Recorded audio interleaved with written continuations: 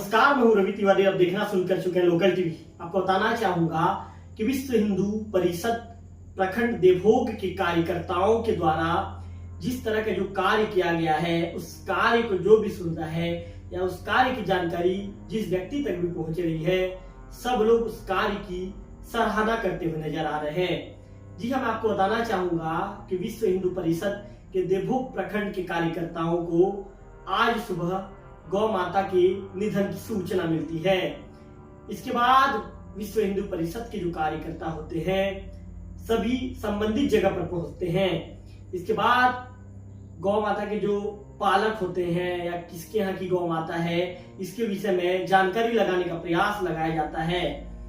जब अंततः कार्यकर्ताओं को जानकारी नहीं मिलती तो सभी कार्यकर्ता गौ माता को कांधा देते हैं और कांधा देने जाने के बाद लगभग आधा किलोमीटर की दूरी तय करते हुए उस जगह पर ले जाते हैं जहां पर गौ माता का पूरे मान सम्मान के साथ, विधि विधान के साथ जो अंतिम संस्कार जहां पर किया जाना होता है उस जगह पर ले जाते हैं।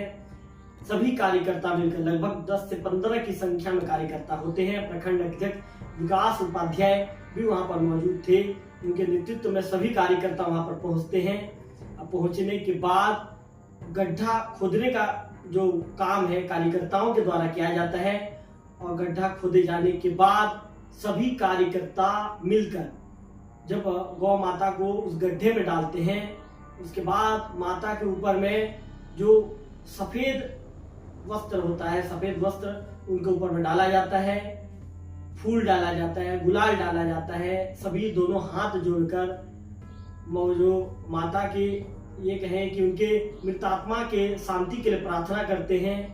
विधि विधान से वहां पर पूजा अर्चना की जाती है। इसके बाद फिर नम आंखों से श्रद्धांजलि देते हुए गौ माता का अंतिम संस्कार किया जाता है।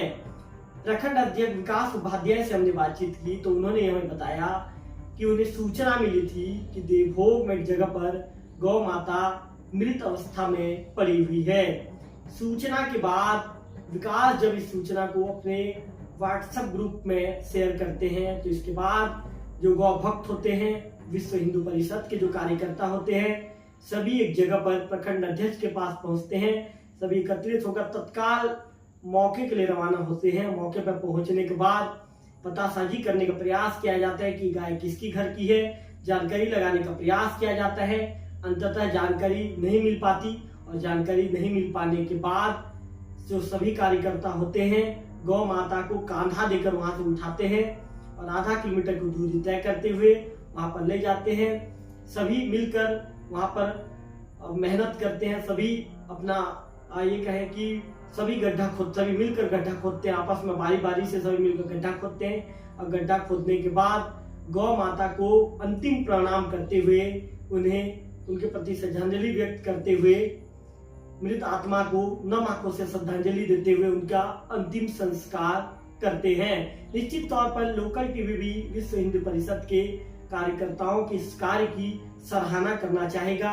हम आपके कार्य की जितनी भी सराहना करें कम है, क्योंकि जिस तरह से गौ माता वहां पर मृत अवस्था में पड़ी थी और आपको सूचना मिली, आपने तात्कालिक तौर पर कदम उठाया।